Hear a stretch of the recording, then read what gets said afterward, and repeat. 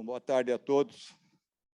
Vamos então retomar nosso seminário com a mesa 3, que vai tratar da participação social e educação ambiental na produção aos manguezais. A moderadora da mesa vai ser a Natasha Keber. Natasha é publicitária, com 10 anos de atuação em meio ambiente, e atualmente é diretora do Centro de Parcerias na comunicação da Coordenadoria de Educação Ambiental. E ela é publicitária. Muito bem. Nós vamos começar com os virtuais, certo? Então, pode seguir. Pode seguir, Natasha. Alô? Tá ligado, né? Então, boa tarde a todos. Bem-vindos de volta. Na verdade, eu estou substituindo aqui a minha coordenadora, Malu Freire, que ela está com Covid e não pode vir hoje. Então, boa tarde aos palestrantes de hoje. E eu vou começar aqui chamando... Primeiro todo mundo melhor, né? Então, vou falar a mesa aqui, primeiro quem vai ser. A Clarice Panitz.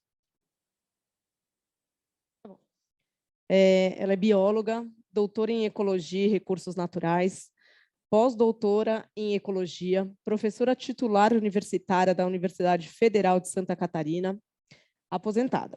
Trabalha em manguezais desde 1978 em Santa Catarina. De 2006 a 2014, nos manguezais de Tumbes, Peru, Equador, Colômbia e com educação ambiental e turismo comunitário. Pesquisadora, educadora ambiental, consultoria ambiental, artista plástica, artesã e poeta. Tudo isso. Então, bem-vinda, Clarice. Vou pedir só para todo mundo desligar o celular, que voltou do almoço agora, ou mutar, por favor. E ela vai fazer online. Então, por favor, Clarice, a palavra é sua.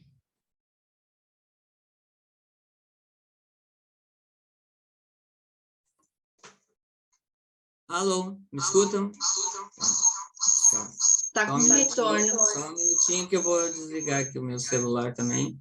Eu estou nas duas linhas aqui. Ai, Jesus, eu vou compartilhar tela, tá? Para poder trabalhar, senão não consigo trabalhar. Por favor. Deu? Pode? Já liguei ali. Só um minuto. Aceita lá, compartilhe tela, quer dizer, eu estou falando espanhol. Senão eu não faço nada. Tá liberado para compartilhar. Ver se está aparecendo. Ainda Já? não. Ainda não. Não. Só um minuto. Isso são a tecnologia que a gente usa e daí na hora dá essas zebras aí, não quero nem ver.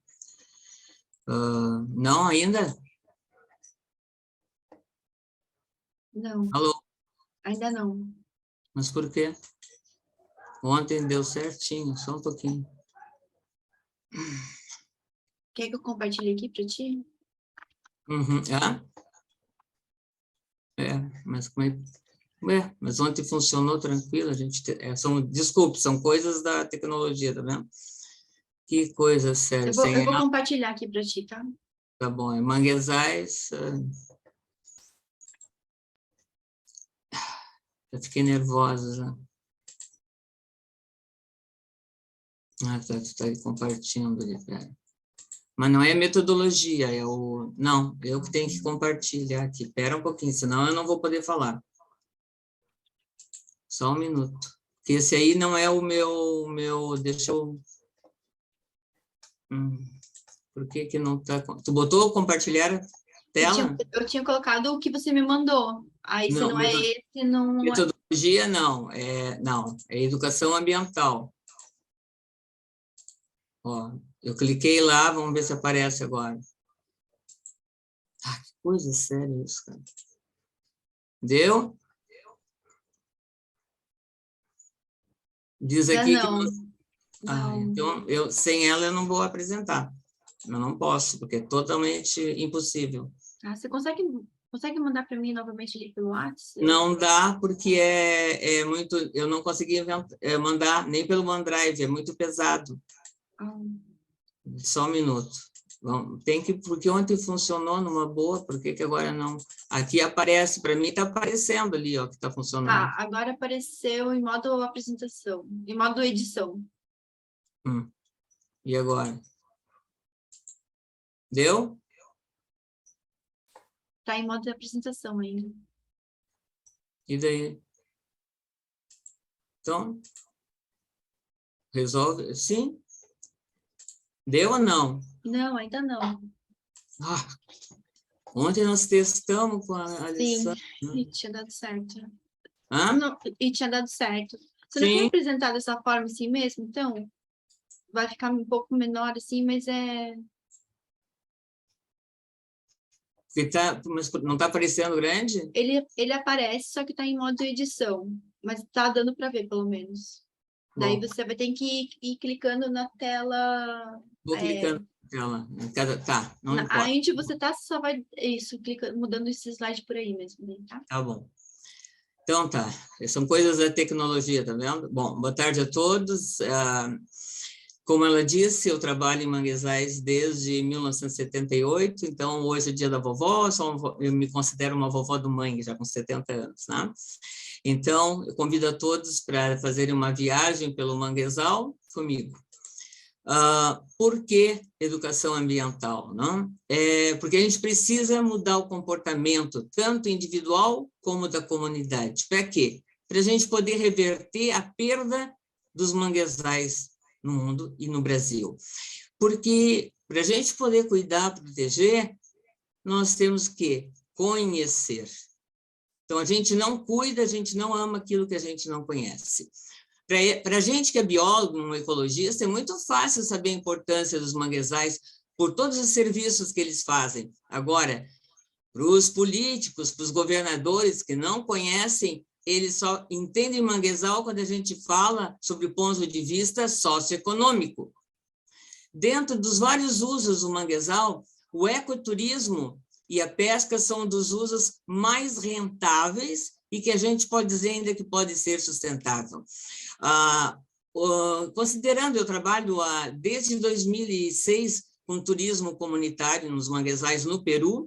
Então, para trabalhar com turismo nos manguezais, tem que ter algo que chame a atenção. E geralmente é uma fauna característica, uma fauna carismática, que tem um grande apelo, não? Olha só, no Brasil nós temos o peixe-boi em manguezais no norte, em Santa Catarina temos a toninha, que está ameaçada de extinção, e é um animal carismático. As aves com essas cores fantásticas, os caranguejos, então, muito mais fantásticos ainda. Então, esses animais é que tornam você fazer uma visita no mangue agradável, excitante, que as pessoas vão gostar. Por que nós temos que ter, qual é a importância da educação ambiental? Pela grande perda dos manguezais. No mundo está se perdendo 1 a 2% dos manguezais, de áreas de manguezais. No Brasil, segundo o que a Yara colocou, mais de 20% já se perdeu. No Nordeste e Sudeste são as áreas de maior perda. Se assim continuar, em 100 anos não vamos ter mais manguezais. Então, temos que fazer um grande esforço de preservação e de conservação. Mas o que a gente tem visto hoje? Que os nossos esforços estão incipientes, estão fracos. E olha que desde a época de Dom José I de Portugal, do rei, ele já fazia conservação e preservação, quando ele proibiu de cortarem as árvores do mangue vermelho para tirar as cascas, para fazer tanino para o curtume de couro. Olha só, naquela época, hein? Dizem que o português era burro, imagina, né? Ele foi um dos primeiros conservacionistas que a gente teve. O Brasil, nós temos 7% dos manguezais, mais ou menos, do mundo. Como a Yara colocou, isso varia muitas áreas, dependendo da metodologia. Mas o Atlas dos Manguezais diz que já perdemos 25%. Então, o que é preciso? É preciso mudança de hábitos, de comportamento e de padrão de consumo. Por que a gente corta mangue? Por que a gente aterra? Porque a gente quer construir um hotel, um porto, uma casa, enfim, um tanque de cultivo de camarão. Por isso que a gente destrói os manguezais, pelo nosso consumo, nosso comportamento. Então, temos que mudar o comportamento. E quem é que faz essa mudança de comportamento? As várias metodologias da educação ambiental. Por quê? Porque nós temos recursos, olha só, recursos maravilhosos, não? Que trabalham a educação ambiental de forma lúdica, como o fantoche, os bonecos, como os jogos, os desenhos, os DVDs. Por quê? Porque usando essas metodologias, a gente torna o ensino e a aprendizagem algo divertido, algo gostoso, que todo mundo vai querer fazer. Nós temos 2 livros que saíram, são recentes, 2018, maravilhosos, que fazem todo um resumo da importância dos manguezais, que é o Educa Mangue e Educação Ambiental sobre Manguezais. Aqui está os 2 livros, para vocês verem, e a internet está cheia. Se você entrar na internet, você vai páginas e páginas sobre educação ambiental. Então, o que eu posso dizer? Que educar para o meio ambiente, para o manguezal, que é um ambiente que tem, às vezes, um cheiro, né, de ovo podre, que é cheio de mosquito, essa é a visão que a maioria das pessoas tem do manguezal, que ele é um lugar que fede, que é lamacento, que tem que aterrar, que não serve para nada. Então, no manguezal, é um ato de amor, de coragem e de solidariedade. Porque eu tenho que conhecer, porque eu não vou proteger, não vou cuidar daquilo que eu não conheço. Então, a educação ambiental, ela tem que devolver a nós a nossa responsabilidade.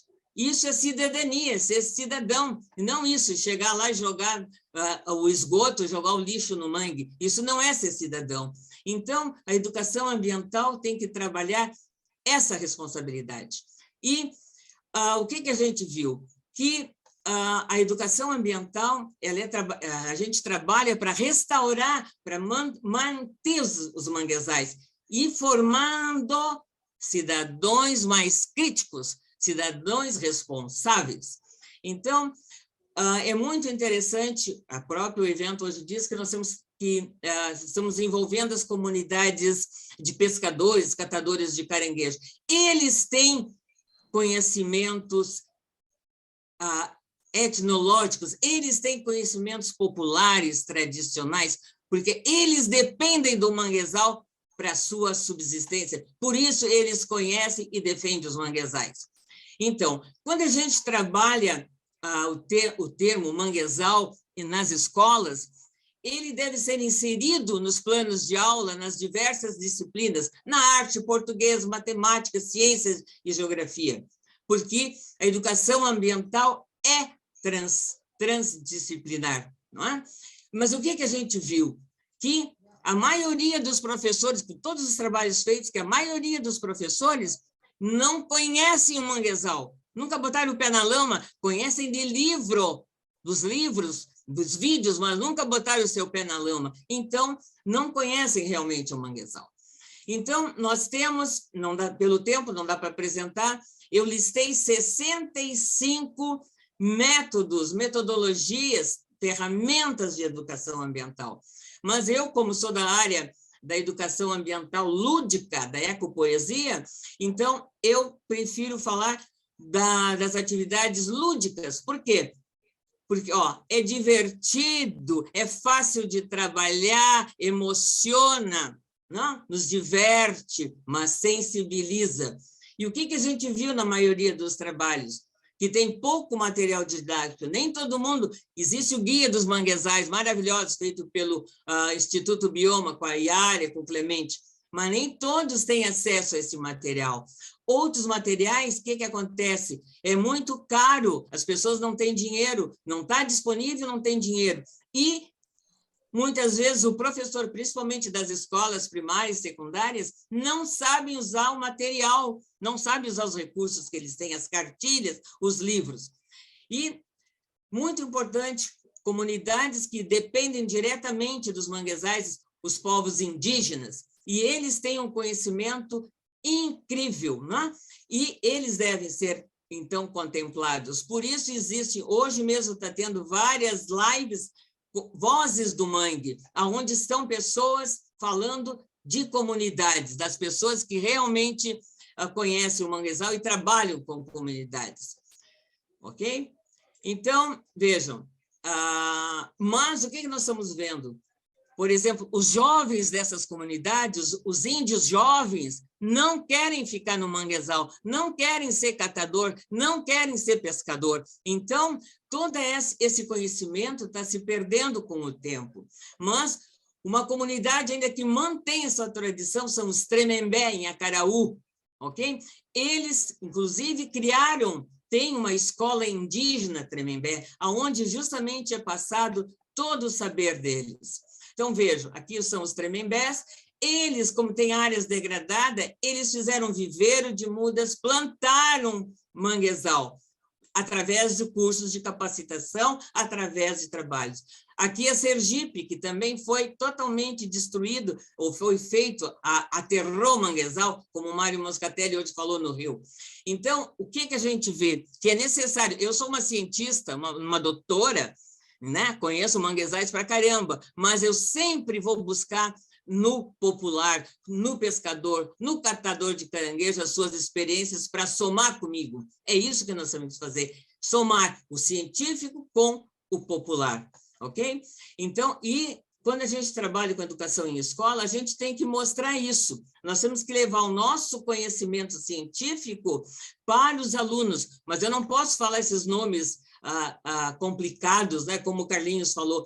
Então, aí que está a importância da educação ambiental, que a gente fala numa linguagem mais acessível, numa linguagem que chega a mais pessoas. Eu falo para poucas pessoas quando eu sou cientista, um grupo pequeno. Agora, quando eu sou educadora ambiental, eu falo para um montão de gente. Então, isso é importante. Como a Yara falou hoje de manhã, a falta de... Por que a gente está... Tanta coisa, e por que continuamos destruindo os manguezais? Por quê? Porque a gente falta conhecimento. Daí eu vou dizer, pô, mas tem tanto trabalho feito, mas aí é que está. Tem trabalho, só que não está sendo usado. Então, e falta, como a Yara falou, uma política ambiental, falta políticos verdadeiros, políticos que realmente abracem e defendam o manguezal, não politiqueiros. Tá? Então, para a gente poder sensibilizar e mudar de atitude, ok? Por isso, quando a gente consegue fazer isso, a educação ambiental é uma ferramenta facilitadora. Vitória, lá minha amiga Alessandra, né? O Sofiati conhece, eles fazem um trabalho fantástico. Por que Vitória faz um trabalho fantástico? Porque Vitória cresceu aterrando mangue, assim como Recife, ok? Então, e ali tem muita comunidade que depende diretamente do manguezal para sua subsistência. Então, eles tiveram que fazer trabalhos de educação ambiental para conscientizar. Isso é um fato. Então, veja, eles trabalharam com o caranguejo sá, trabalharam com mudas, trabalharam com várias coisas, tá? E conseguiram, e tem um excelente trabalho. Um outro lugar maravilhoso é a Estação Ambiental Mangue Pequeno, que faz um trabalho maravilhoso, que tem uma das maiores trilhas no manguezal, 240 metros de trilhas no manguezal de Capuí. Isso é uma beleza porque as trilhas permitem, a maioria das pessoas não quer sujar os pés na lama, né? Porque fede, tem bicho, vai cortar os pés. Então, a importância das trilhas aéreas é muito importante para a gente conhecer, para ter essa vivência. Então, a educação ambiental, para a gente poder, através da educação ambiental, salvar o manguezal, nós temos que formar um cidadão crítico, e a educação ambiental tem que ser inclusiva. Eu, como pesquisadora, eu, como educadora, eu tenho que estar no meio e tenho que trocar ideias, tanto com os alunos, com os professores e com os povos. E eu tenho que saber isso, fazer isso. Então, muito importante, na Univille, lá no Sul, em Santa Catarina, eles têm um projeto maravilhoso, que é o projeto Menino Caranguejo, que conta história na forma de curtas de animação. Tanto a revista O Menino Caranguejo, cadernos, né? E um vídeo, que é o Caranga, o projeto Caranga, que é maravilhoso. Eu vou deixar à disposição essa minha apresentação. Ali tem as referências, os sites, aonde encontrar tudo isso. Veja, aqui, como o colega anterior falou, a Baía de Babitonga, o maior manguezal do estado de Santa Catarina, e que tem mais de 1.400 famílias que dependem do manguezal, aonde a Toninha, né, esse golfinho, está ameaçado de extinção, e eles fizeram, então, o projeto Toninha, onde tem a revista A Toninha e Sua Turma, para trabalhar, e é um projeto muito bem aceito e muito utilizado nas escolas. Existem várias organizações institucionais que defendem, que cuidam, que patrocinam projetos no Brasil, como o MAP, como a ISMA e o CN. No Brasil, nós temos um centro muito interessante, o Maranhão, o Sermangue, o Mangue Vivo. Existem centenas, várias e várias organizações no Brasil com projetos, universidades. Aqui, o LAMA, o laboratório na São Luís do Maranhão, onde a colega Flávia é uma das maiores pesquisadoras e educadoras ambiental, e que esse ano perdeu o seu companheiro, o Magnólio, um outro grande educador. Então, vejam, o Pedrini, da UFRJ, é um excelente educador ambiental, tem vários livros produzidos na área de educação ambiental costeira, e num deles eu participei de um capítulo, justamente usando o flanelógrafo, junto com a minha colega Maricéia, bióloga Maricéia Vilas Lobos, que foi minha aluna na universidade, fazendo o manguezal, que é uma técnica antiga, e que não é muito usada, mas que deveria, porque é fácil, barata e sensibiliza. Bom, a fotografia é uma ferramenta incentivadora maravilhosa, por quê? Porque ela nos desperta emoções, e eu tenho há 2 anos o projeto Manguezais, Coração e o Saber através da fotografia. Maravilhosas. Vejam, não vou dizer, olha, olhando uma foto dessa, o que a gente sente? O que uma foto dessa diz? Aí está o valor paisagístico do manguezal, uma beleza, o silêncio, a paz que ele nos dá. Ou então, olhando esse vermelho, não? da Ibis, né? É fantástico, fantástico. O projeto Mangues da Amazônia também é um projeto incrível que desenvolveu um game com óculos 3D para trabalhar com educação ambiental em manguezais. E eles vão atender mais de 1.600 pessoas da comunidade lá no Pará, fazendo um trabalho fantástico. Aqui é Bragança, lembra, Sofiati? Aí nós andamos, subimos uma risófora altíssima, né? E tu fosse o caranguejo, era tu, né? Ok? Aqui, ó, projetos de reflorestação, mudas, plantando mangue, enfim. Só que para conhecer manguezal tem que entrar, tem que botar o pé na lama. Querer conhecer manguezal do escritório, sentadinho, não funciona muito. As mulheres têm uma participação fundamental, principalmente as marisqueiras, as desfiadeiras de siri, importante, e elas têm um conhecimento incrível dos manguezais. Então, vejam, a educação ambiental tem que mexer, tem que proporcionar o desenvolvimento intelectual e emocional do indivíduo. Primeiro, a educação ambiental tem que chegar no coração das pessoas, senão a gente não sensibiliza, para daí depois chegar na mente para conscientizar, senão nós não vamos ter sucesso. Tá? Estou passando rápido, ok? Várias atividades com crianças bem pequenas, levando elas no manguezal para conhecer, vão a pé, entra no mangue, vai de barco, são várias opções.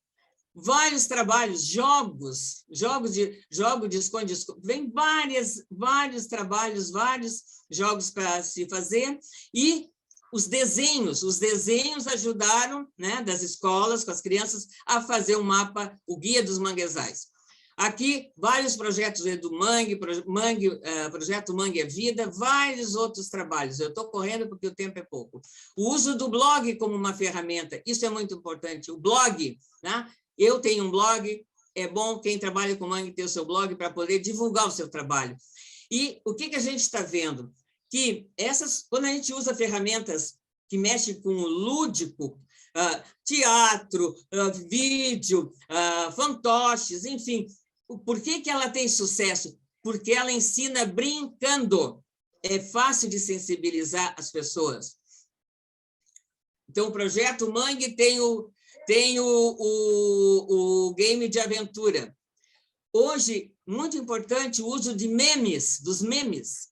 Se vocês conseguem ver, olhem só que interessante aqui, ó. Olha, o Shrek tomando banho no mangue do Shrek. Olha só, usando um personagem muito conhecido, né, que é o Shrek, tomando banho no manguezal. E olhe no outro aqui, os caranguejos, olha o olhar do cara, olha só, o olhar de um caranguejo quando você está jogando lixo no mangue. Isso são os memes. Parte educando através do humor. O folclore. Temos várias lendas do manguezal. A mais importante, não é mais importante, uma que é mais conhecida e que é até musicada pelo Carlinhos do Totti, é a Vovó do Mangue, que tem uma música especialmente, Vovó do Mangue, que ele cantou um pedacinho hoje.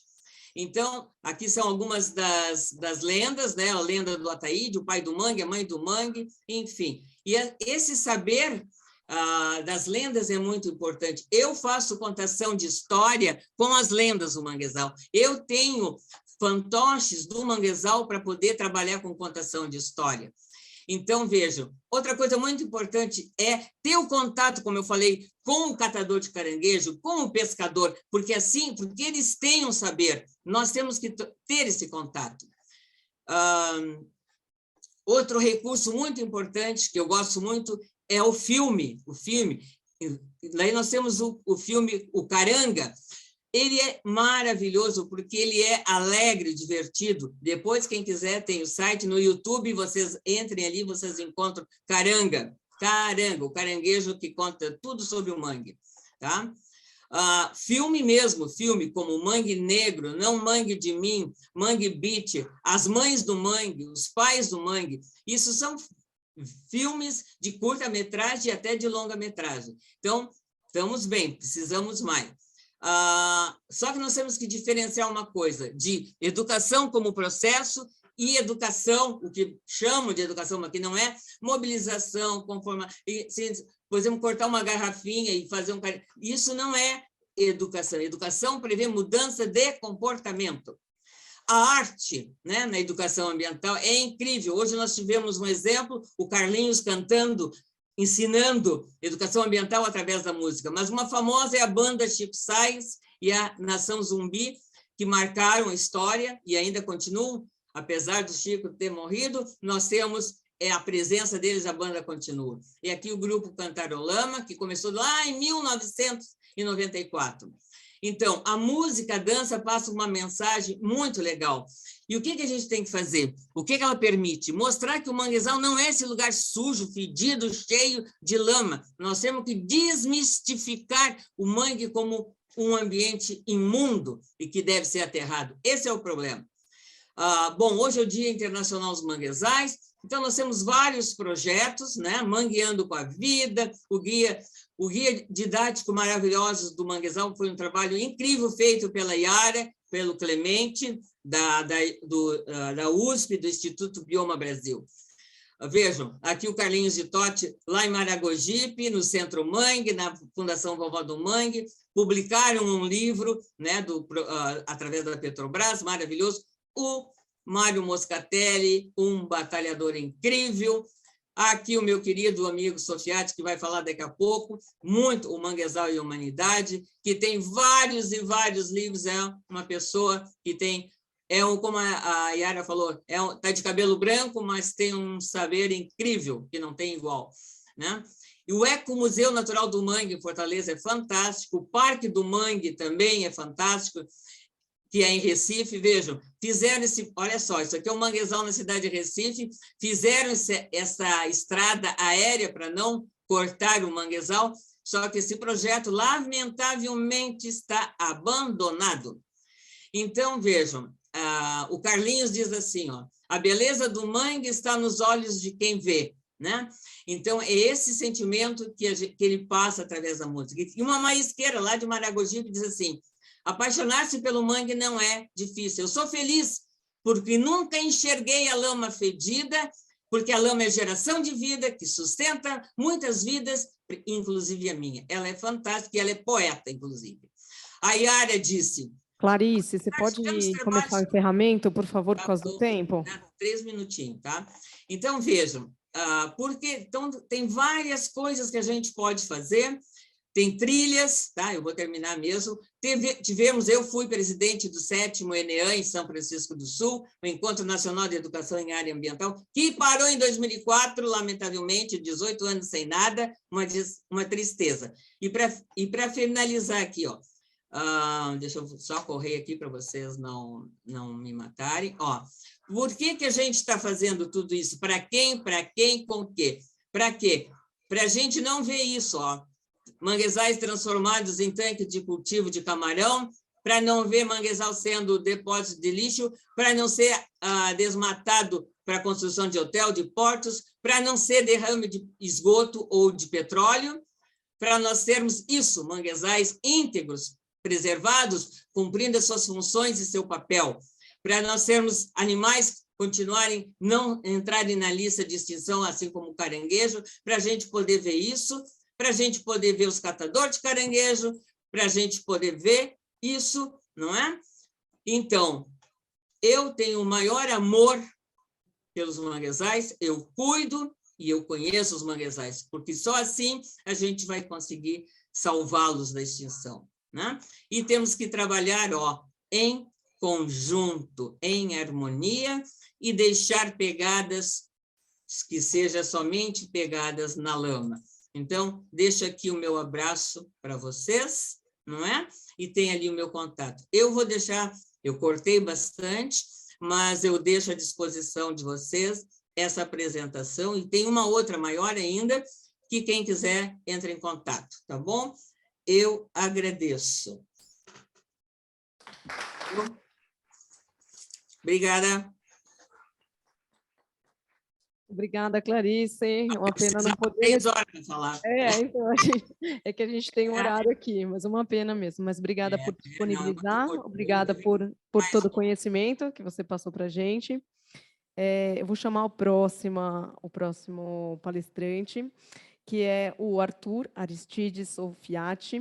Ele é professor associado 1 da Universidade Federal Fluminense, aposentado, tem 35 livros publicados, sendo que 8 se referem ao ecossistema manguezal pelo enfoque da história ambiental. Arthur, eu peço que você cumpra os 15 minutos, porque tem outros palestrantes que precisam ir embora aqui por causa do rodízio. Então, a palavra é sua. Muito obrigada.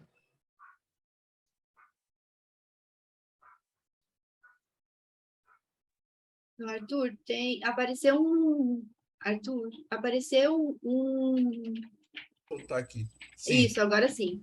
Tá, boa tarde a todas as pessoas que nos acompanham. Muito prazer de rever os meus amigos que eu não vejo há bastante tempo, porque não só a pandemia, mas o afastamento nosso depois do último encontro que nós tivemos de manguezal, e eu sinto falta deles.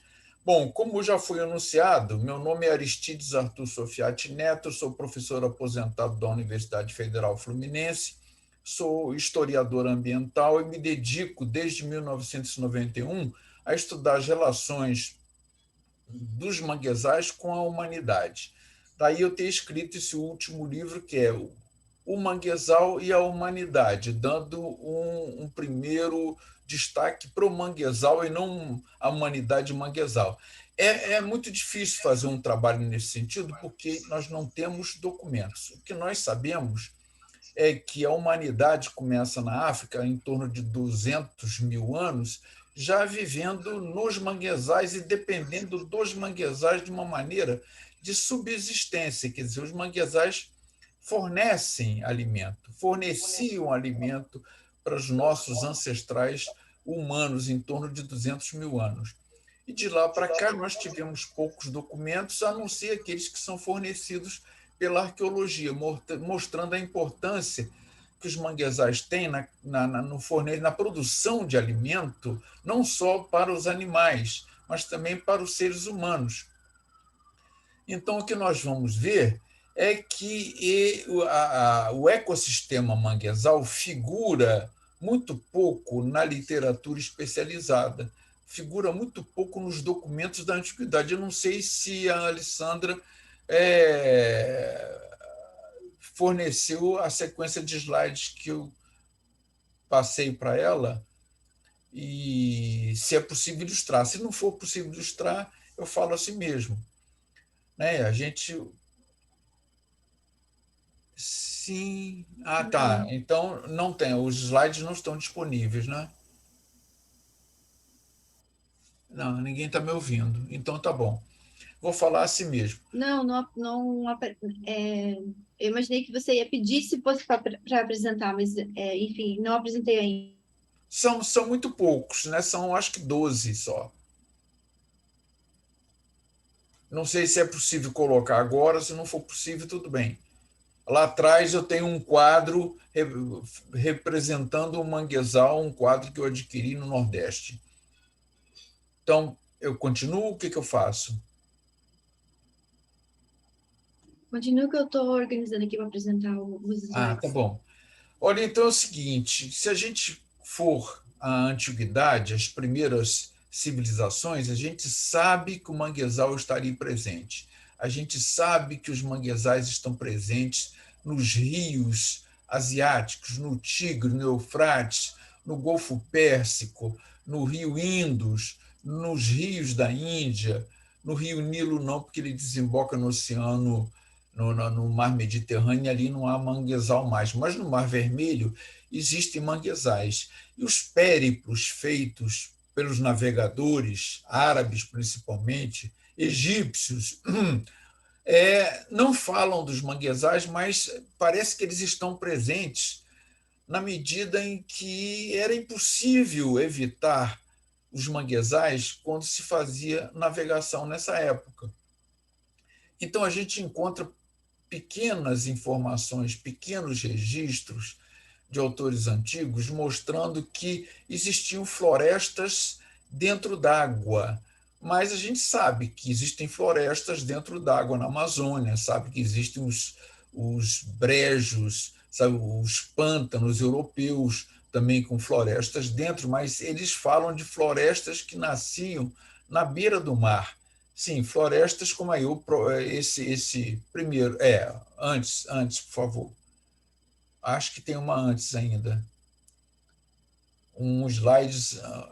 Sim, aí. A gente vê nessa menção de Eratóstenes, registrada por Astrabão, que são dois escritores da antiguidade grega, e que falam ao longo da costa oeste do Mar Vermelho. Deixa eu tirar aqui, que eu. No Golfo Pérsico, no fundo da água, crescem árvores como o loureiro e a oliveira. Quando o mar recua, as árvores são vistas em sua totalidade. E quando está alto, elas ficam, às vezes, totalmente cobertas.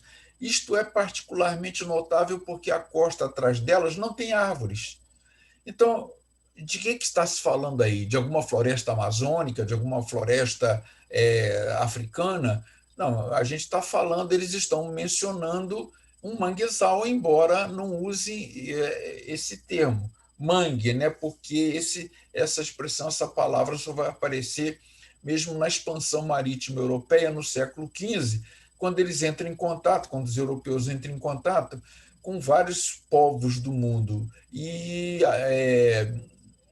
usam essa palavra, se apropriam dessa palavra que faz parte da língua malaia. Então, essa palavra começa a se generalizar e se divulgar no século XVI. Um outro slide vai mostrar também que se faz uma referência aos manguezais. O próprio oceano gera florestas na Índia, até o fim do mundo. Aquelas pessoas não sejam vagarosas com a aljava, quer dizer, com o portador de flechas. Suas flechas não podem ir além do topo das árvores. Sim, exatamente, porque no Sundamba, naqueles rios que desembocam na Índia, que desembocam em Bangladesh, os bosques de mangue são altíssimos, tão altos que a imagem que se usa aí é de uma flecha sendo lançada para o alto e não alcançando o topo das árvores. Mais um, por favor. Aqui sim, nós temos um primeiro depoimento sobre.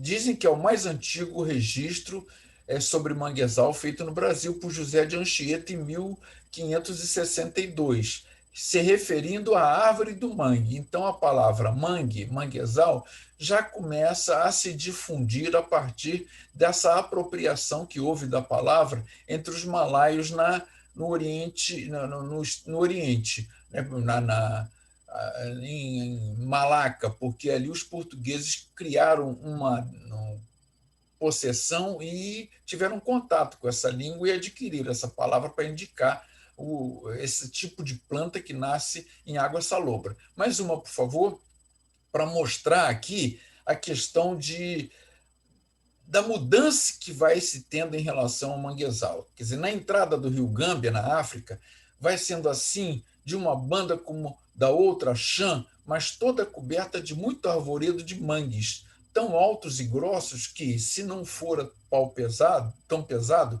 podiam fazer deles mastros para o navio de bom porte e outros paus de muita madeira forte. Tratados do Rio da Guiné, André Álvares da Almada. Eu queria fazer uma observação a respeito dessa informação dada aí.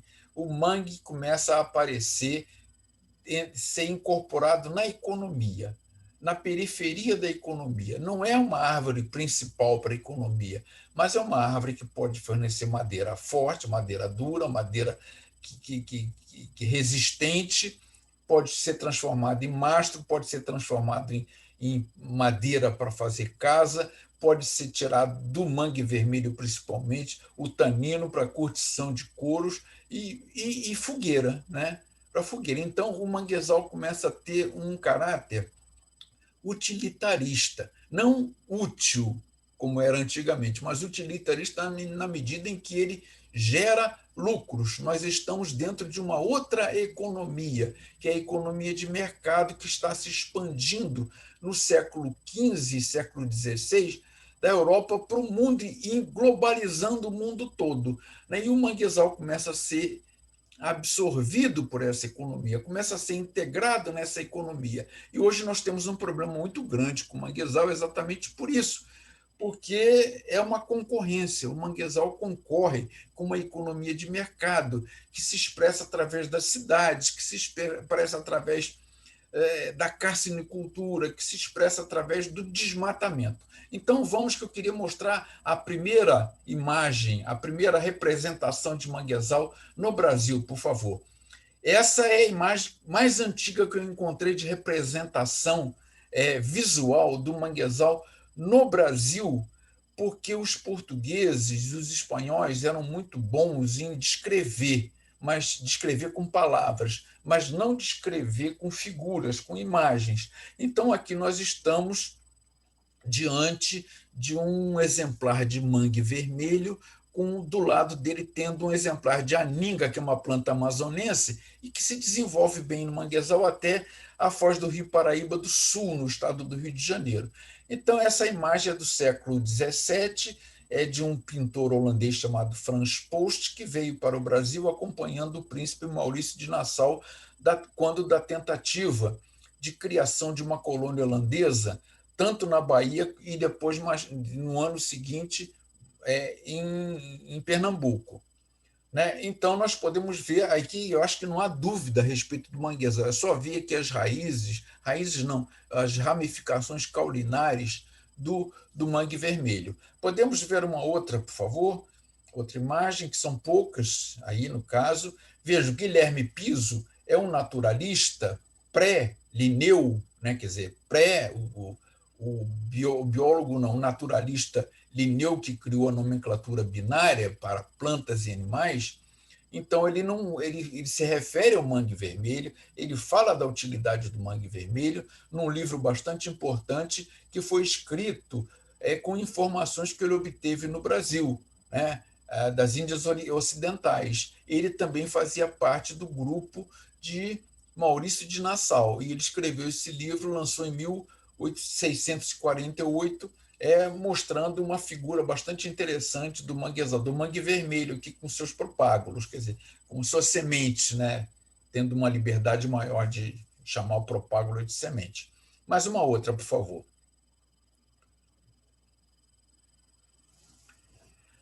Aqui, esse é o primeiro naturalista não Linneu que usa a nomenclatura binária, ou seja, ele usa um nome para o gênero e um nome para a espécie. Ele está na Colômbia registrando plantas e animais. Ele é holandês, sai da Europa e vai para a América Central e para a América do Sul fazer estudos, e ele registra aqui uma imagem, ele registra o mangue vermelho também, porque é o mangue que mais chama a atenção, né? Por ser uma figura assim meio bizarra, se parecendo assim uma aranha andando uma aranha presa fixa no manguezal, por aquelas pernas que o mangue tem, que são ramificações do caule. Vamos mais uma. Aí o próprio Jacan, né, Nicolau Joseph von Jacan, no século XVIII, representando aqui a Avicennia germinans, que é a siribeira, o mangue preto, uma das duas espécies que nós temos no Sudeste Sul, a Avicennia germinans e a Avicennia shaveriana. É uma planta que exsuda, que transpira sal pelas folhas para poder eliminar o excesso de sal. Vamos uma outra, por favor, porque são poucas. Aqui uma planta que me é querida, que não é considerada pelos meus colegas biólogos e especialistas em manguezal como uma planta típica de manguezal, mas uma planta associada ao manguezal, embora eu tenha lá minhas dúvidas, eu já encontrei pessoas afirmando que ela faz parte do manguezal, que ela é uma espécie de mangue, e outras dizem que não, que é o mangue de botão, né, que eu conheço muito bem, e há um número expressivo na minha região, na região em que eu moro, que é o norte do estado do Rio de Janeiro, do mangue de botão, que tem uma resistência muito grande à salinidade, né, assim como a siribeira tem também. Então, o Jacan ainda registra o mangue de botão na Colômbia. Mais uma, por favor. O nosso querido Von Márcios, que esteve no Brasil pouco depois que Dom João VI se transferiu a capital do Império Português de Lisboa para o Rio de Janeiro, ele esteve no Brasil graças a essa abertura, né? Porque a mulher dele, propriamente de Dom Pedro I, que não estava casada ainda, mas de qualquer maneira houve uma abertura para os estrangeiros. Então, vários estrangeiros naturalistas vieram ao Brasil fazer estudos, né? Um deles foi o Márcio, junto com o Spix.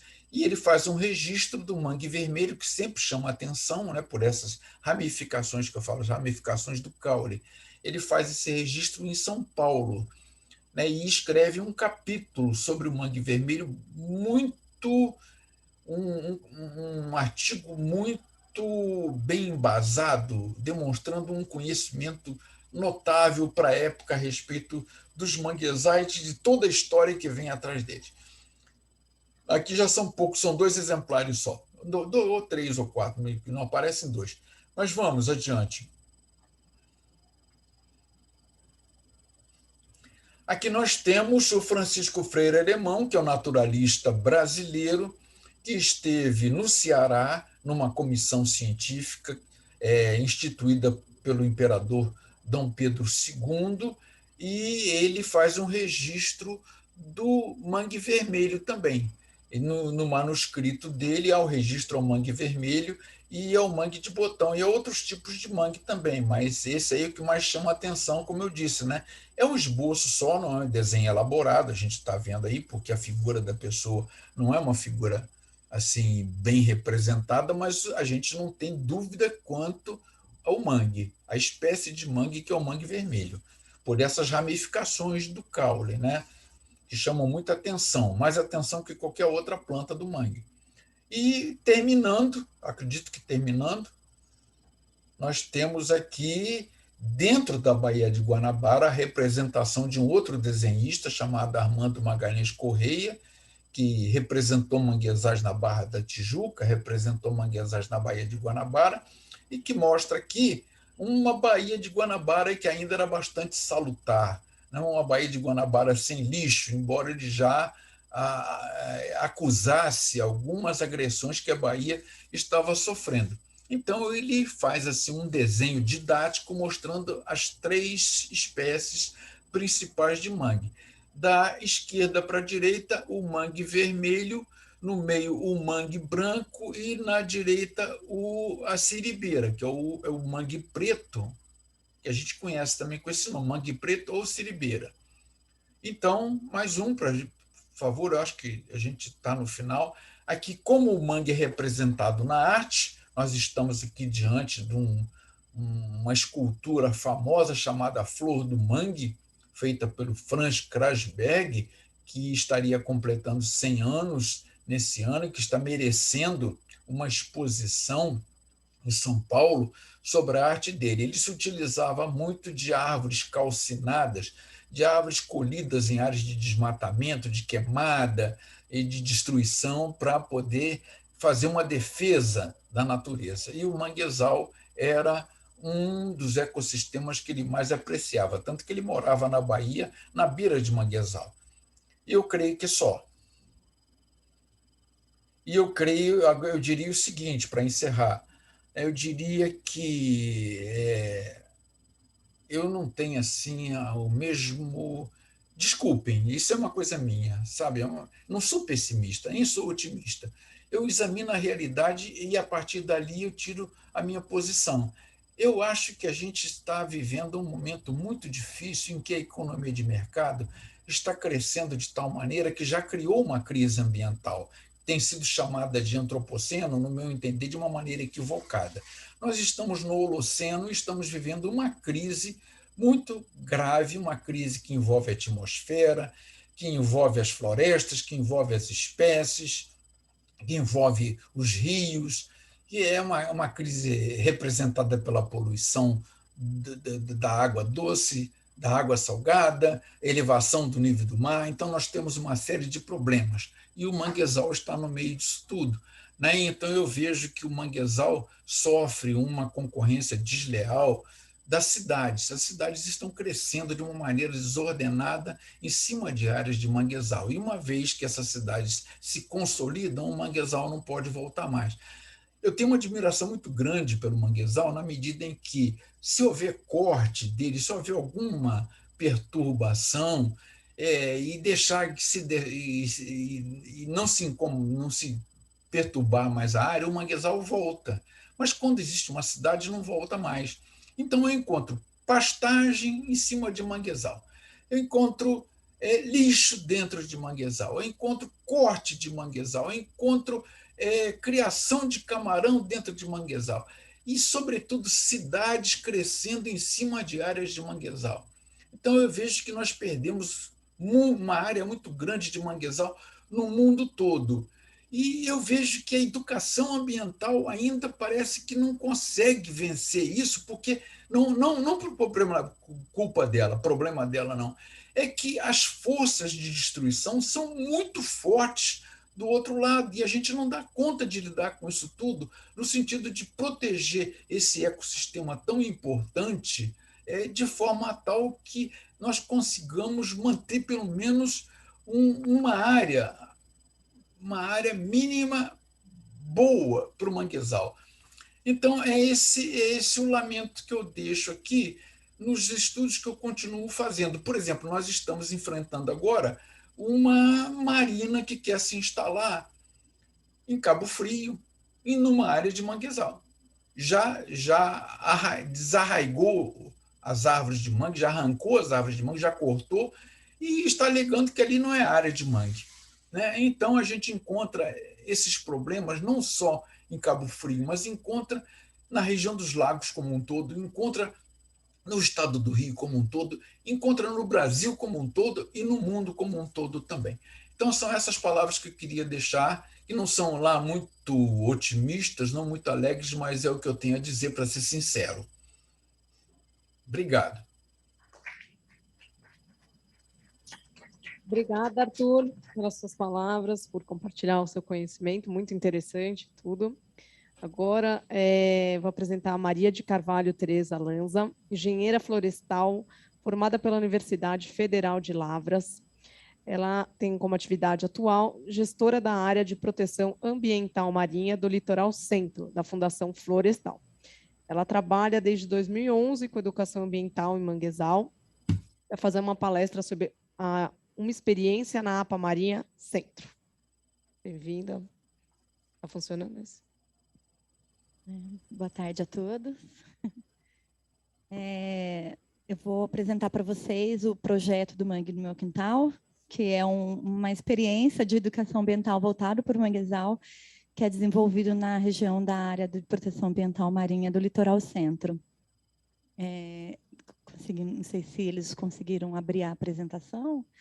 Consegue compartilhar?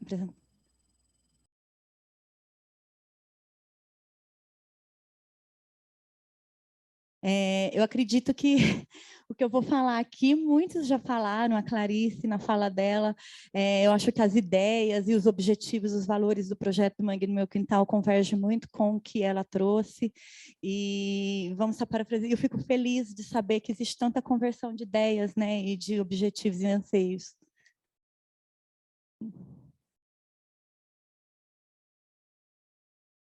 Bom, enquanto...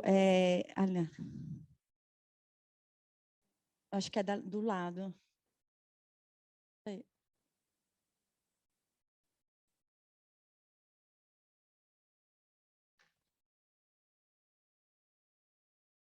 É esse.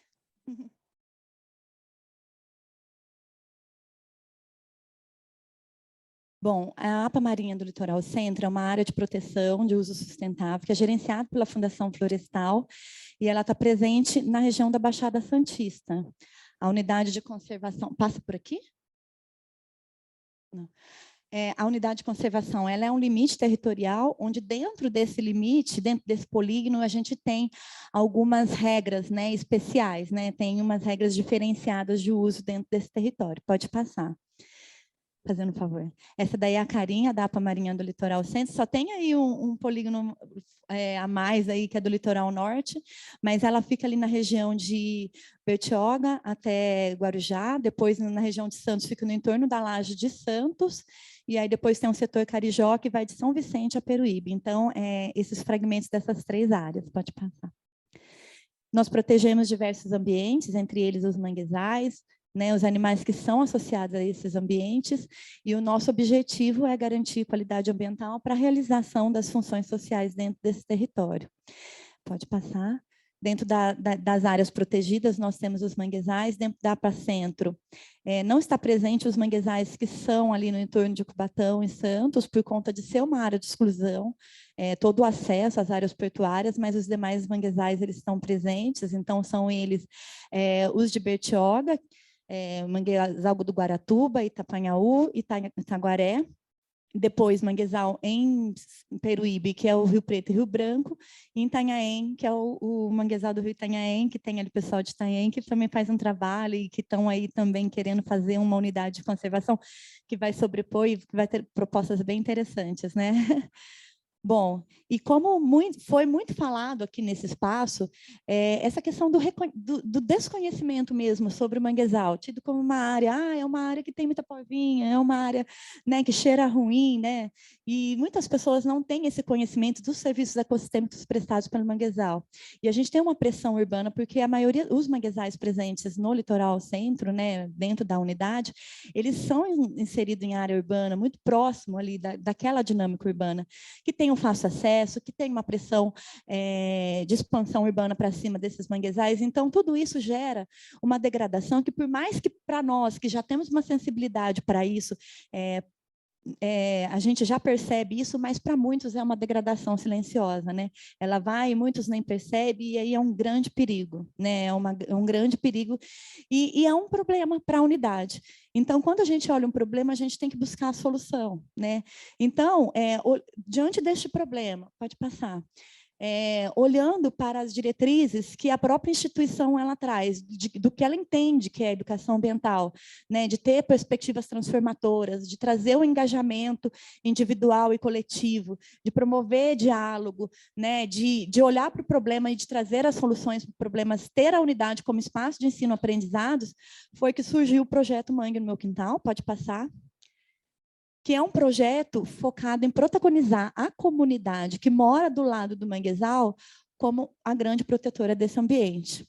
Né? O projeto ele é ofertado para as escolas que estão localizadas a menos de 5 quilômetros do manguezal, porque a possibilidade da comunidade escolar, né, ter uma interação, mesmo que seja indireta, né? É um tio que é pescador, é um tio que frequenta o mangue porque ele é guia, né? Então, assim, a possibilidade dela ter a interação com aquele manguezal é muito grande. Então, nós gostaríamos, a perspectiva do projeto é realmente focado na comunidade que está ali do entorno.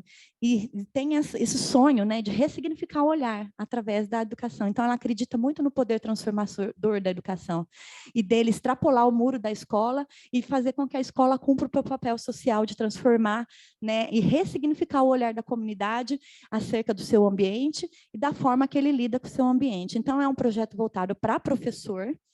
Ele, no começo, era só do 4º e 5º ano, mas veio um pedido do pessoal da Secretaria de Educação Estadual para que pudesse também abraçar, né, o fundamental, o ensino fundamental 2, então nós acabamos incluindo também.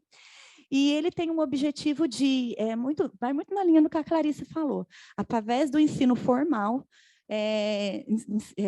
desenvolver um ensino formal mais contextualizado no manguezal.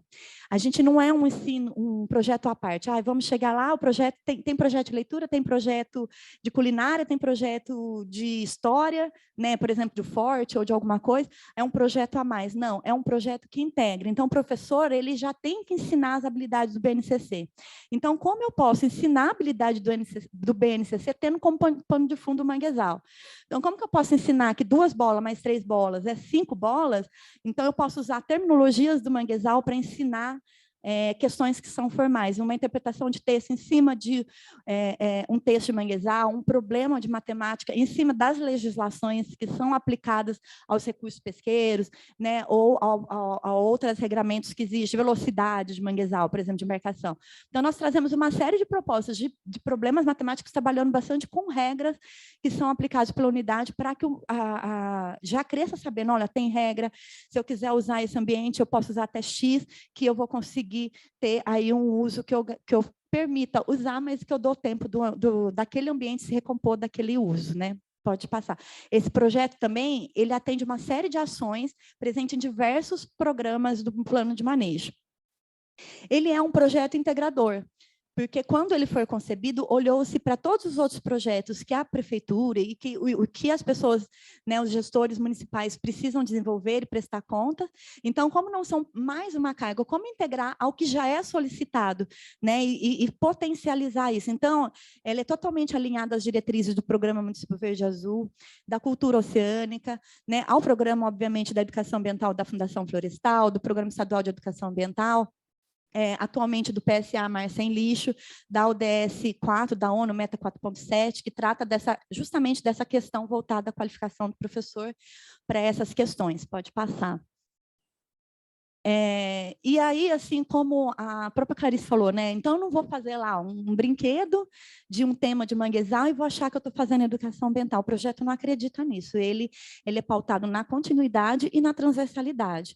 Porque a gente entende que, para formarmos cidadãos críticos, né, que venham no futuro posicionar de uma forma crítica, de uma forma eficiente nas construções de política pública de defesa daquele ambiente, a gente não consegue, por exemplo, hoje é o dia do manguezal, vou lá, canto um parabéns para o manguezal, a gente já fez com que ele tenha já despertamos tudo isso nele.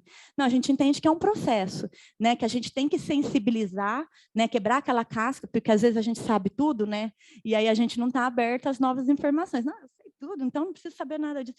Tem que criar uma estratégia de quebrar essa casca para sensibilizar aquela pessoa àquele conhecimento, né? Depois de trazer esse processo de compreensão, de informação, e isso, aos poucos, de forma contínua, ela vai transformando o olhar dessas pessoas. Então, a mudança, ela é natural. A gente não visa mudança. A mudança vem naturalmente a partir do processo. Então, tem que ser processual, né? Então, é isso que a gente trabalha os professores ao longo do ano todo.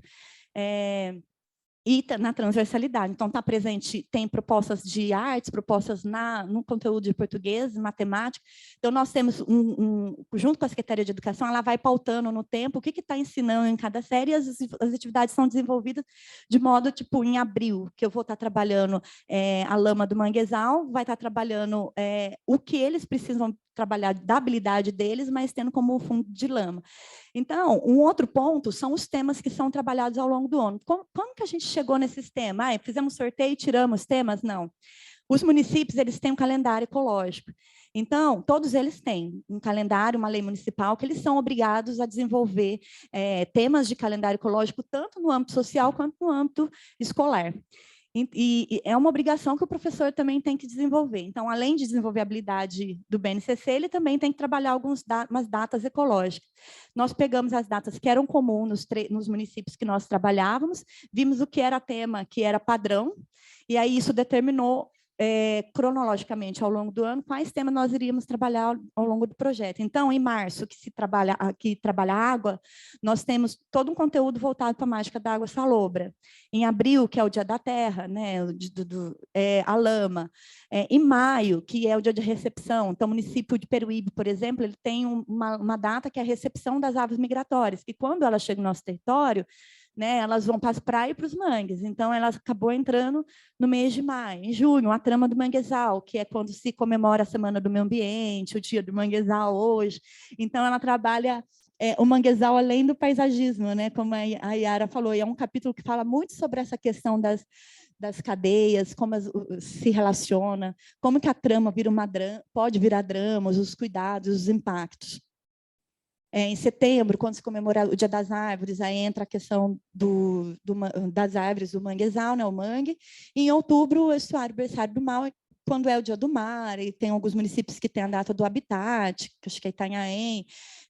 Então, com isso, a gente também não cria uma nova demanda para o professor, mas a gente ajuda ele a trabalhar o tema de uma forma contínua e contextualizada dentro do projeto, né? Então, para integrar e não ser mais um trabalho do professor, mas para facilitar, né, o trabalho dentro de sala de aula. Pode passar. Então, percebe-se que, ao longo do ano, a gente tem uma visão que soma, né, holística do manguezal, através da soma desses recortes. O que o projeto tem? Ele tem um caderno que é de plano de aulas.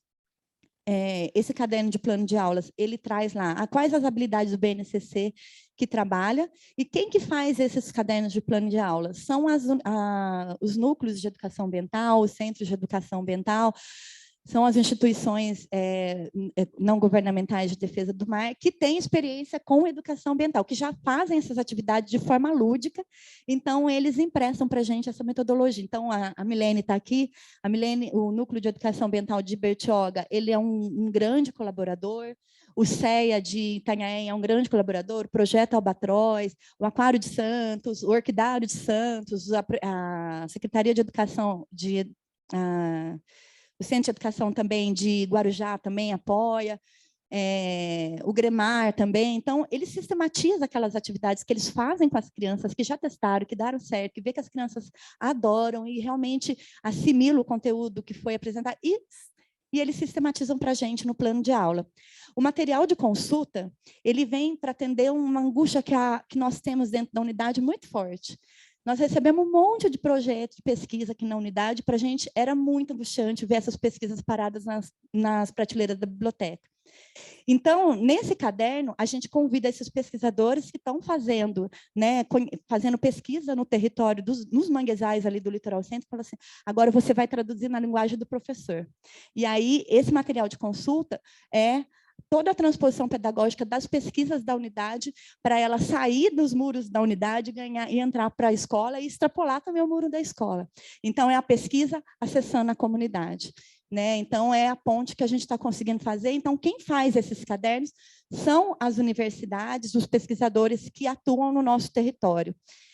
As atividades de educando.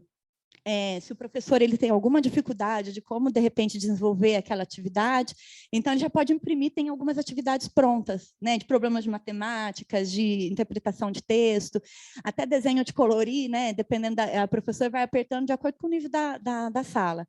Então, esses cadernos são a própria equipe da APA que desenvolve. Nós temos agora alguns voluntários do projeto e temos uma parceria com a Unesp, com o curso de educação ambiental, que o projeto de conclusão de curso deles é justamente... ela é uma pesquisadora que ajudou no material de consulta do livro que vai sair agora, né, Carol? Escreveu sobre serviços ecossistêmicos culturais no projeto material de consulta, só porque eu não estou mentindo, né? Então, aí, agora a gente está com uma parceria com a Unesp também, que os alunos estão produzindo as atividades educando, é o material de conclusão. Nós que damos ainda nota para os alunos, para saber, está tudo bem, está tudo errado, mas são alguns alunos de educação ambiental de biologia da Unesp, de São Vicente, têm essa parceria agora com o projeto.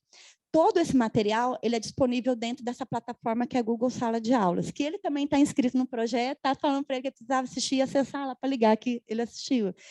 Então, quando entra, ele assiste, então, todos os módulos, tem lá todos os materiais, tem as aulas, que também a gente chama Encontro com o Autor. Então, nós convidamos os autores dos cadernos para dar aula para os professores. Então, tem esses encontros que acontece ao vivo, mas a gente deixa gravado para o professor que não teve oportunidade de assistir. Então, quando ele assiste, ele marca para a gente e a gente faz acompanhamento no Google Sala de Aulas, eles deixam as dúvidas também lá na plataforma e nós respondemos lá também. Pode passar. Ele não é um projeto, não dá para falar que é um projeto da Apacentro, porque, como vocês viram, ele é um projeto de muitas mãos e, graças a Deus, nós temos muitas mãos, porque é o que dá pluralidade de olhar, pluralidade de informações, né, e que valoriza, de fato, o conhecimento do território, produzido no território. Então, é um projeto de muitas mãos. A gente também tem algumas unidades de conservação que fazem parte desse projeto, inclusive a Escolinha do Barra do Una, ela a metodologia dela já está dentro do Mangue no Meu Quintal, a Vanessa levou para a escolinha lá do Barra do Una, então eles estudam utilizando essa metodologia do ensino formal, tendo como base, tendo como pano de fundo os manguezais. Pode passar. Aí é só algumas imagens de algumas aulas que nós temos, de formação de educadores, encontro, pode passar. Isso aqui são algumas atividades que nós recebemos dos alunos, né, que eles vão, coletam água, eles analisam, e aí, a partir desse, eles veem se está poluído, não está, o porquê que está poluído, então eles fazem as investigações. Isso aqui é só uma pinceladinha para concretizar o que acontece em território, mas o grande protagonista do projeto é o professor, então o professor tem que abraçar a ideia, né? Passar. O CEA também pegou algumas metodologias e também replicou, né? Eu sei que a Roseli deve estar assistindo aí. Obrigada, Rô. No Dia do Solo, fez uma super atividade lá no CEA de Itanhaém. Pode passar. Tem mais coisas, a gente trouxe uma pincelada porque era 10 minutos, né?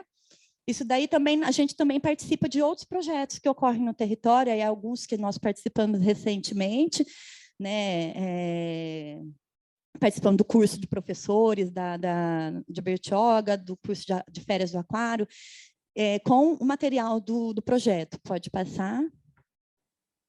O projeto, em 2020, ele tinha 50 educadores, hoje nós estamos com 88, porque a gente abriu para 50 e não conseguimos falar não para 33. E ele só acontecia lá atrás, em Bertioga e Itanhaém. Hoje nós temos Peruíbe, Itanhaém, São Vicente, Cubatão, Santos, Guarujá e Bertioga. Cubatão, por exemplo, não faz parte da APA, mas nós temos uma premissa no plano de manejo que nós entendemos que a conservação dos manguezais ela é integrada da região. Então, nessa premissa, a gente resolveu abraçar todos os municípios, mesmo que não seja da APA. Então, nós temos professor, a adesão é nível de professor, não é escola, desculpa. Então, nós temos professores de Cubatão, Santos, São Vicente, de todos esses lugares hoje participando do projeto, que tem um alcance de 2.500 educandos. É isso, gente. À disposição.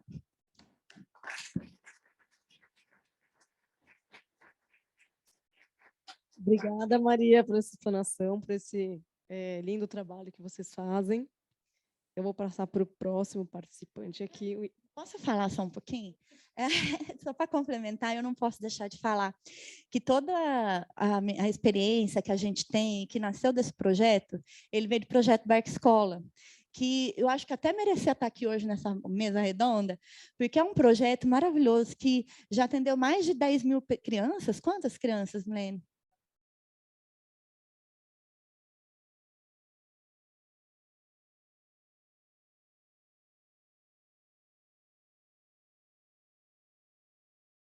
Isso. E é um projeto lindo que as crianças elas vão que foi financiado pela FEIDRO e as crianças elas têm uma aula dentro do Manguezal, né, que é uma sala de aula ao ar livre, e foi a partir dessa experiência que a gente conseguiu ter essa sensibilidade, esse olhar. Então eu não posso também deixar de fazer essa menção, né, das origens também da onde a gente se inspira, né? Obrigada. Importante esse ponto. Então, vou apresentar agora o próximo palestrante, William Rodrigues Scheps, bacharel em Biologia Marinha pela Universidade de Santa Cecília, surfista, mergulhador e ambientalista, idealizador e fundador do Instituto Ecofaxina em 2008, atua como educador e influenciador socioambiental, delegado eleito para as conferências municipal e estadual de meio ambiente, idealizador do projeto Sistema Ambiental de Coleta de Resíduos, que prevê a instalação de ecobarreiras e a recuperação de áreas degradadas de mangue como estratégia para a redução da poluição marinha por plástico no litoral paulista, e geração de renda para moradores de palafitas. Colaborou com a elaboração do Plano Estratégico de Monitoramento e Avaliação do Lixo no Mar e diretor executivo do Grupo de Apoio à Região Sudeste, ligado ao Ministério de Ciência, Tecnologia e Inovação nas atividades relativas à década dos oceanos.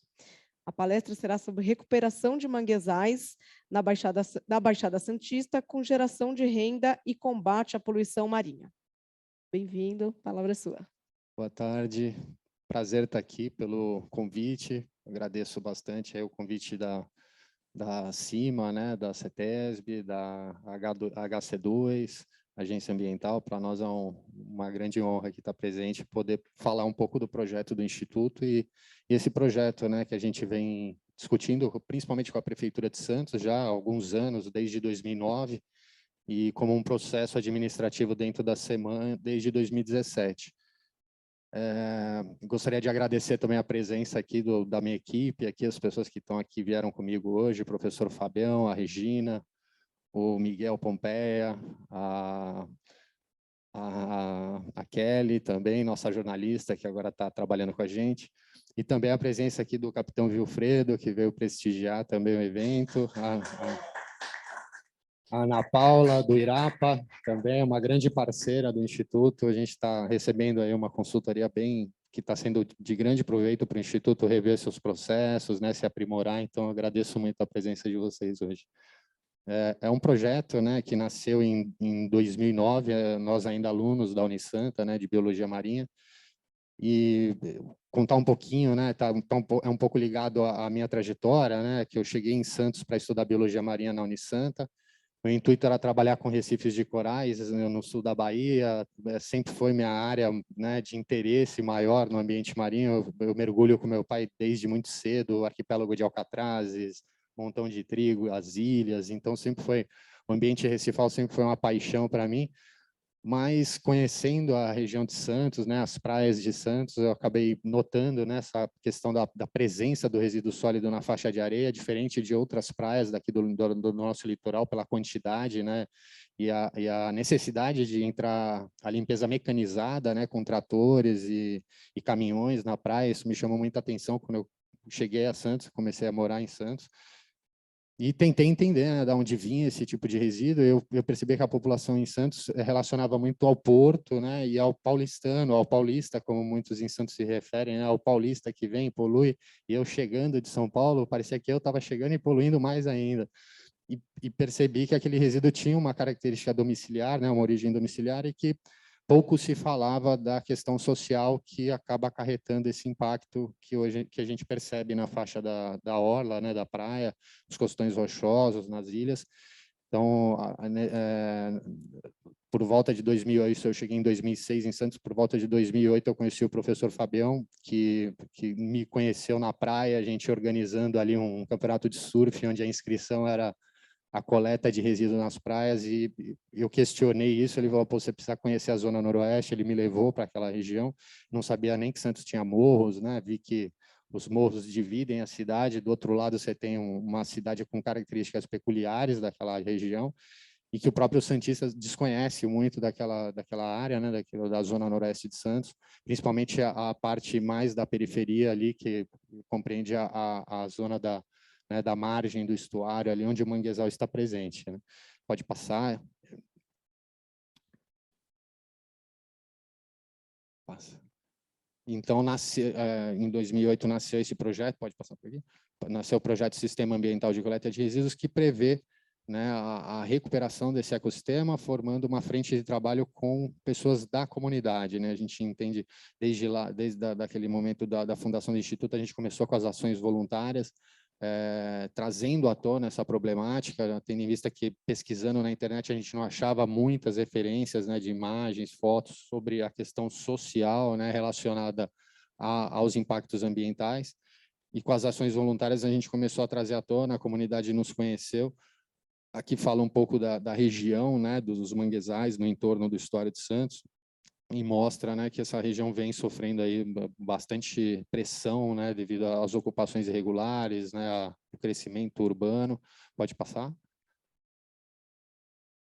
Então, o projeto trouxe, né, à tona esse diagnóstico do desmatamento como uma origem, né, dessas ocupações, né, o desmatamento para a ocupação do manguezal. Em seguida, qual ocupação se tem esse descarte, né, diretamente sobre o ecossistema, muito por falta da população ter onde descartar o resíduo, né? Muitas pessoas às vezes questionam por que o pessoal descarta, sabe que é errado, precisa fazer educação ambiental com as pessoas, mas você conhecendo a realidade dessas famílias, né, sabendo que ali eles necessitam de coisas muito mais básicas do que simplesmente chegar e falar, olha, percebam aí a questão da sustentabilidade de empresas, o pessoal quer comer, né, quer se alimentar, quer colocar coisa para dentro de casa, e você às vezes falar da questão da sustentabilidade é uma coisa meio fora, né, da percepção deles. Então, e também pela questão da logística, né, do descarte do resíduo, que muitas vezes eles não têm onde fazer esse descarte. Então, a ocupação gera esse impacto da poluição que acarreta aí na mortandade da fauna, né, o impacto direto sobre a fauna que está presente não só no estuário, mas em toda a zona costeira. Esse resíduo ele acaba saindo de dentro do estuário, atingindo a zona costeira como um todo, e os animais que se alimentam desse plástico acabam também, né, sofrendo com a contaminação que esse plástico carrega, né, de poluentes, principalmente poluentes orgânicos persistentes, que têm uma natureza hidrofóbica, e quando encontra o plástico no meio aquático, né, o plástico serve como se fosse uma esponja para estar absorvendo esses poluentes e transferindo numa concentração maior para a fauna que está presente naquele meio aquático, e isso acaba chegando na nossa saúde. Pode passar. Então, o projeto identificou esse problema e, à época, a gente sugeriu que a limpeza e o reflorestamento, valorando o plástico, principalmente nessas áreas onde a gente percebe que as pessoas dão muito valor ao alumínio, ao cobre, mas o plástico permanece ali presente no ecossistema, a gente levar uma forma dessas pessoas fazerem o descarte correto, né, propiciar o descarte correto, uma logística para esse resíduo, tendo uma área propícia para trabalhar com esse resíduo, a gente poderia gerar renda, conscientizar as pessoas da oportunidade de geração de renda para a comunidade e também de oferecer uma logística para esse resíduo, né? Ali nos becos de palafita, né, que a gente tem nas comunidades, a cada 10 metros você tem um beco, muitas vezes você tem 40 palafitas de um lado, 40 do outro, são 80 palafitas em cada beco. Quem mora na frente, que dá para uma via perimetral da comunidade, não quer que as pessoas que estão no beco tragam resíduo para a porta da sua casa. Então, pede para quem está atrás que descarte o resíduo na maré. E uma frase que me chamou muita atenção, quando eu conheci a comunidade, né, a gente começou a fazer as ações, que o pessoal falava, ó, joga na maré, que a maré é o lixeiro, e a maré vai carregar o resíduo para algum lugar. Muito fica ali presente, né, embaixo das moradias, mas grande parte é carregado principalmente nas marés de Cisígia, quando a gente tem uma amplitude maior de marés, e as correntes de maré se tornam mais rápidas, né, para o transporte desse resíduo, que carrega eles pelo canal, principalmente de São Vicente, saindo ali pelo Parque Xixová-Japuí, atingindo a Baía de Santos, né? Então, o projeto ele busca, né, formar uma frente de trabalho para valoração desse resíduo e geração de renda, e aí reduzir também o descarte, não só fazer a coleta no ecossistema, mas dar uma oportunidade de descarte correto para a comunidade. Pode passar. Então, o objetivo do projeto, né, o objetivo geral é reduzir o aporte de plástico no oceano, protegendo o manguezal estuarino, conter e coletar o resíduo sólido flutuante, recuperar áreas degradadas de mangue, que hoje todo o perímetro do manguezal ali no entorno da ilha de São Vicente está repleta de plástico, né, e isopor, muitos resíduos ali impactando o sedimento do mangue, né? A gente já não consegue identificar a fauna, né, que é característica do mangue, os caranguejos. Sobram alguns caranguejos arborícolas que ainda, né, que se adaptaram, né, a todo esse resíduo, mas a fauna acaba, né, se distanciando do manguezal. Então, gerar postos de trabalho e renda para moradores de palafita através da coleta e triagem e comercialização dos materiais recicláveis, reduzir o descarte irregular no sistema estuarino e congelar e monitorar as ocupações do manguezal estuarino, aí atuando em parceria com a Coab, à medida que as famílias são transferidas para conjuntos habitacionais, a gente, com essa frente de trabalho, entrar na recuperação dessas áreas, fazendo a limpeza e o reflorestamento dessas áreas com um projeto de base comunitária, onde os próprios atores são os moradores de palafita. Aqui tem um pouco de...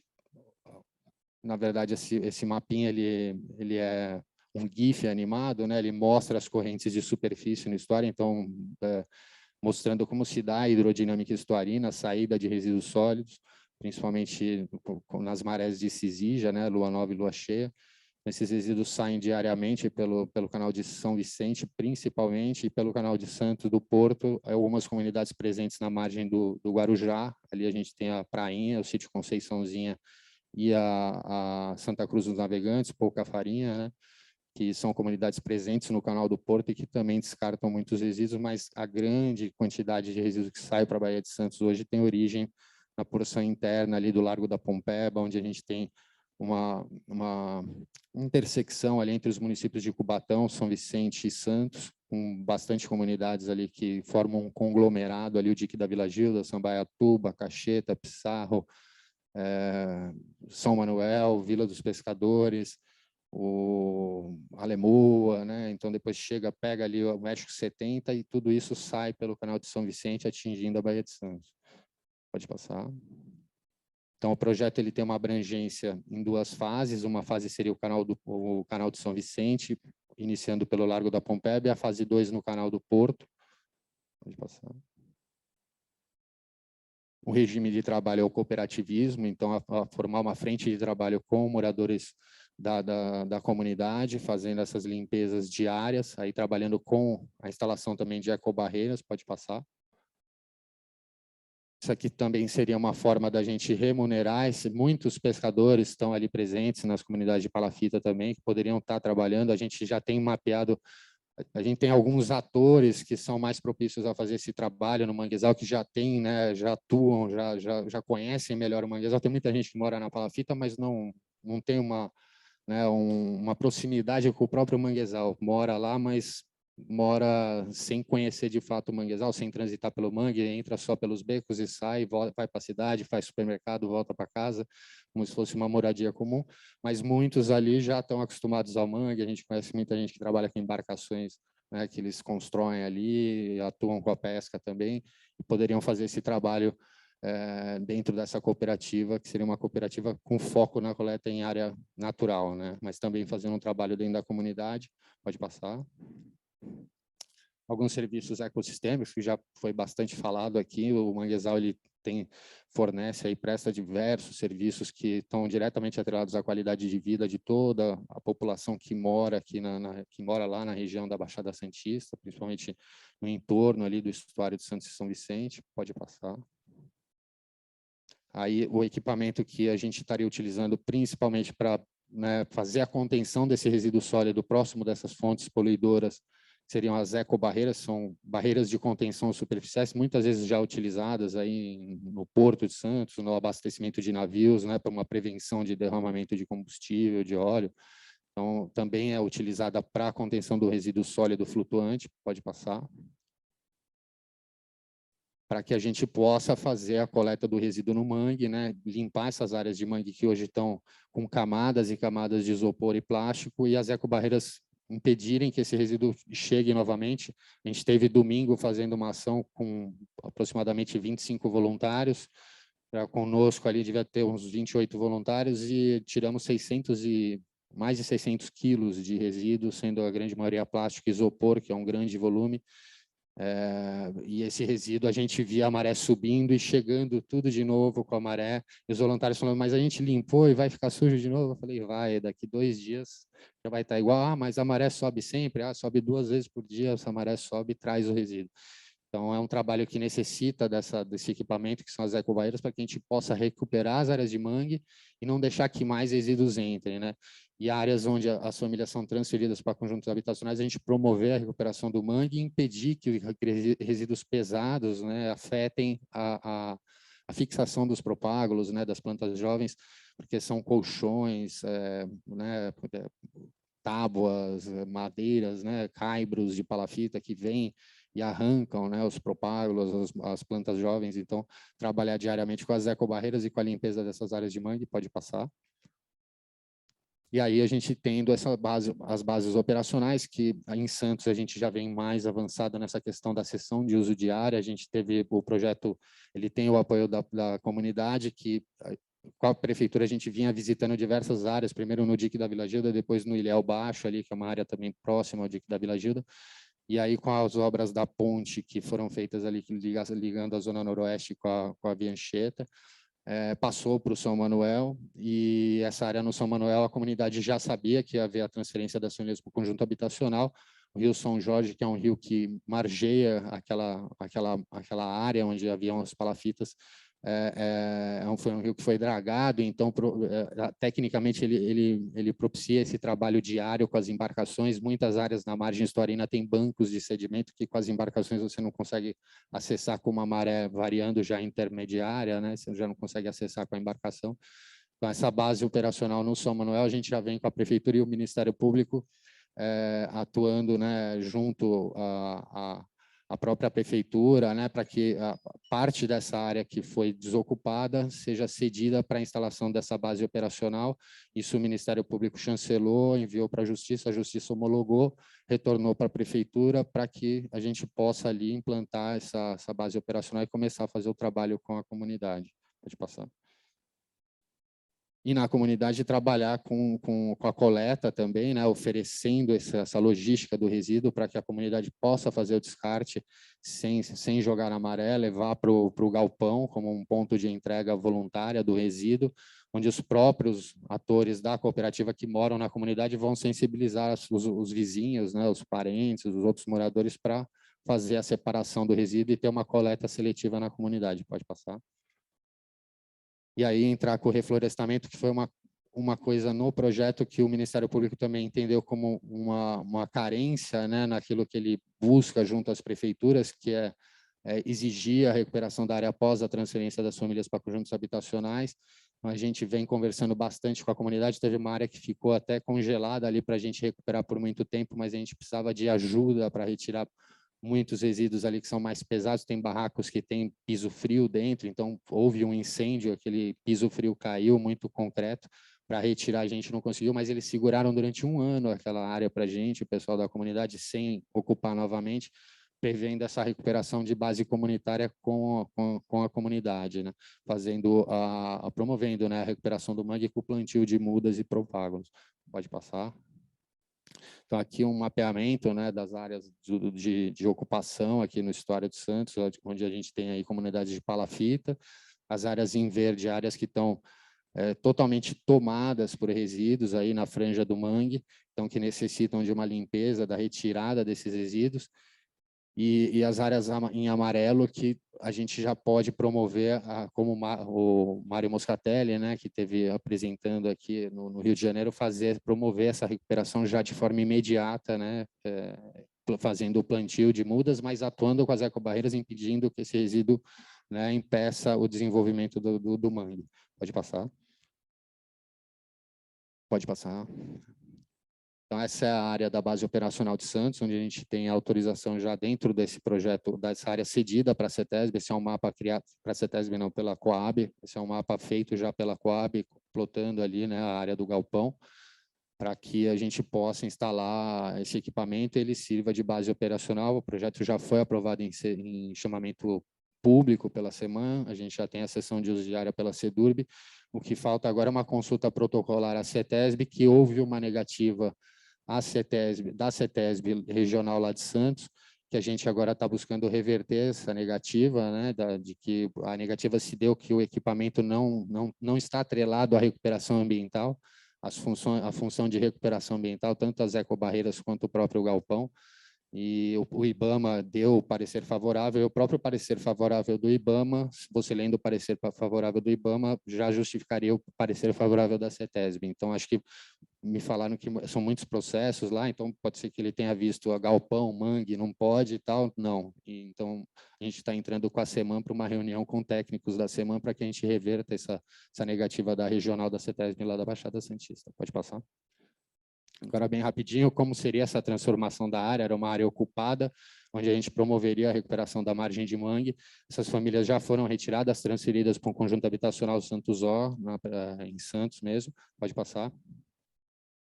Essa é uma parceria com a Unisanta, com o Escritório Modelo de Engenharia Civil e Arquitetura, onde eles fizeram toda, né, a elaboração do projeto arquitetônico do galpão, prevendo, né, funções de sustentabilidade, aproveitamento da água da chuva, iluminação e toda a estrutura salubre para esse trabalho com a comunidade. Pode passar. Aí alguns pontos das ecobarreiras, né, as principais ali atuando próximo ao dique da Vila Gilda, São Manuel e Vila dos Pescadores. Pode passar. Alguns ODS que o projeto contempla, né, vida na água, erradicação da pobreza, saúde e bem-estar, são diversos aqui que são atrelados ao projeto, né, produção e consumo responsável. A gente busca envolver empresas com responsabilidade compartilhada no ciclo de vida das embalagens. As empresas nos procuram muito, né, em relação a esse projeto. Pode passar. Aqui algumas parcerias para implementação e sustentabilidade, a Prefeitura de Santos, quando a gente já vem mais avançado, o próprio Governo do Estado, que a gente vem discutindo e tem uma emenda parlamentar impositiva aqui na cima para a destinação desse projeto, para compra de balança, esteira, né, R$150 mil para compra de equipamentos de reciclagem.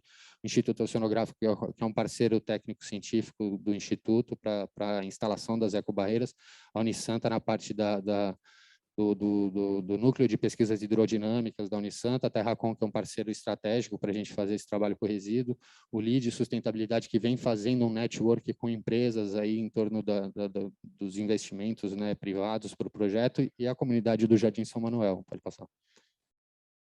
Aí, falando um pouco do Instituto, né, as ações que a gente vem promovendo e o que nos propicia ter essa identificação do resíduo, de toda essa hidrodinâmica e a necessidade de fazer um trabalho na área interna do estuário para evitar que o resíduo chegue na faixa de areia, atinja a Baía de Santos, se espalhe pelos municípios do litoral paulista. A gente teve aquele acidente com o navio Login Pantanal, onde parte da carga caiu na Baía de Santos. Haviam muitas bolinhas de Natal, eram containers que vinham da China, então tinham bolinhas de Natal que foram encontradas desde Ilha Comprida até Ubatuba. Depois de algumas semanas, essas bolinhas foram aparecendo e a gente vê que o resíduo sólido que sai também do Estuário de Santos acaba impactando toda a faixa litorânea do estado de São Paulo. A gente fazendo um trabalho no Estuário de Santos, a gente entende que vai reduzir a poluição nas praias e costões aqui de todo o litoral. Pode passar? Tá bom.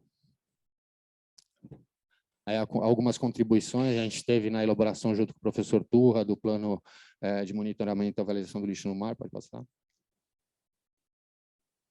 recebemos o ministro junto com o prefeito para uma atividade no lançamento do Plano Nacional de Combate ao Lixo no Mar também, pode passar.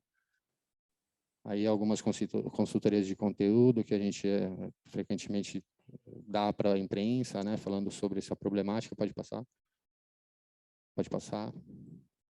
E aí o que a gente costuma dizer, né, que a gente acredita muito que a recuperação de rios e estuários seja a principal medida para reduzirmos drasticamente o aporte de plástico nos oceanos do planeta, e é o que nós buscamos fazer com o apoio do poder público e da sociedade em geral, envolvendo empresas, o setor privado e as comunidades, né? Pode passar.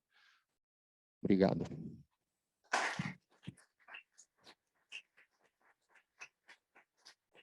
Muito obrigada, William, pela sua consideração, por todo esse trabalho. Queria dar uma palavrinha rápida aqui, que eu trabalho com educação ambiental também há 10 anos, e eu me sinto uma formiguinha, né, a gente fazendo, porque assim, é conscientizar as pessoas, é mostrar, é fazer elas entenderem. Então, é um trabalho muito difícil que a gente tem, né, mas eu acho que juntando, a gente não pode desistir, juntando vários atores, a gente conhecendo também cada vez mais o trabalho de várias pessoas, eu acho que a gente tem que lutar cada vez mais para, né, porque o que a gente precisa é mudar a consciência das pessoas, conscientizar por uma mudança, porque senão não vamos conseguir. Então, agradeço a todos os palestrantes dessa mesa, Clarice, Arthur, Maria, William, agradeço ao Martinos também pelo convite e pelo ótimo evento. E como não temos perguntas, não sei se alguém daqui tem perguntas, mas vou encerrar a mesa. Muito obrigada.